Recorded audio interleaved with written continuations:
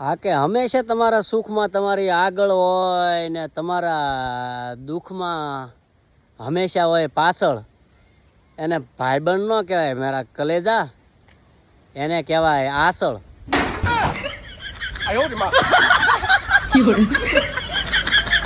એ કિસ્મત ભેગું થાય તો હકાય જો હરામીનું છે હાવ.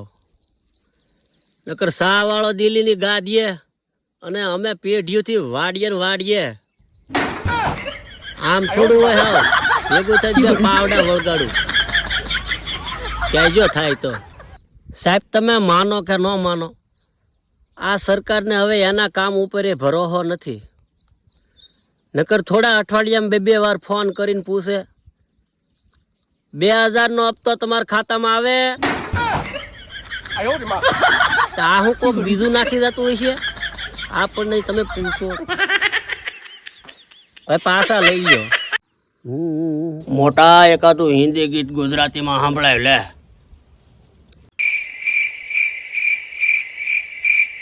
કે પગ વચ્ચે ટાંગો અડી ગયો અને થઈ ગઈ લડાઈ, હવે અર્જુન મને ભાઠો દે.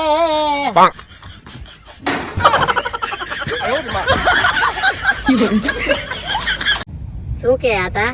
બસ જોને ભાઈ બેઠા. અચ્છા હા કાલે અમારો વાઘો એટલે બધો મોજમાં હતો, કઈ કારણ સમજાણું નહીં મને. બહુ મોજમાં હતો. હા ઈ છોકરોને વેકેશન પડી ગયું ને એટલે.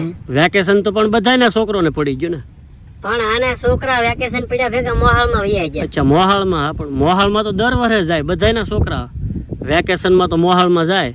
પણ આ એટલે બધો મોજમાં એનું કારણ આ વર્ષે છોકરાના મમ્મી પણ ગયા. હે તો હાસુ તો મોજમાં જ હોય ને મમ્મી. Okay okay okay. હવે આ વાત તમારે માનવી જ પડે કે ગુજરાતી જેવી કોઈના પાસે કોઠા હું છે જ નહીં. દિલ્હીની ગાદીથી લઈ અને બંગાળની ખાડી સુધી તમે જોઈ લો.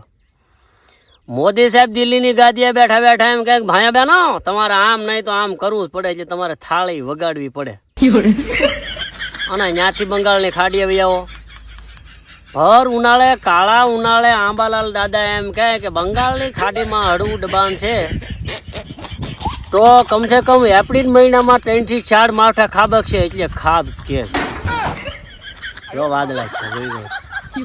ગુજરાતીની મજા હશે ભાઈ બહેનો. શબ્દોની મજા કંઈક અલગ છે.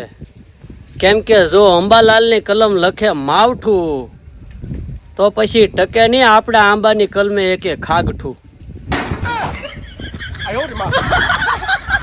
આ સમયગાળા દરમિયાન હેઠા પાળા બધું હારું કરવું, પણ હેઠા પાળા હારા કરવા પણ હેઠાના સાળા ન કરવા. કેમ કે સાંભળો.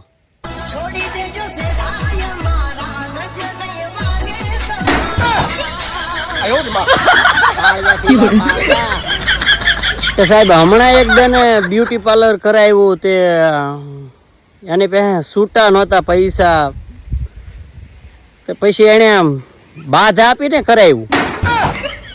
કાયમ મોટા ચાલી ગોતવા